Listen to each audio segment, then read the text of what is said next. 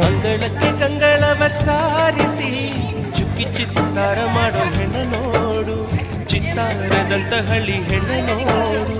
ಮಣ್ಣನೆ ನೆಚ್ಚಿಕೊಂಡು ಬಾಳುವ ನೇಗಿಲ ಯೋಗಿಯ ಟಿವಿ ನೋಡು.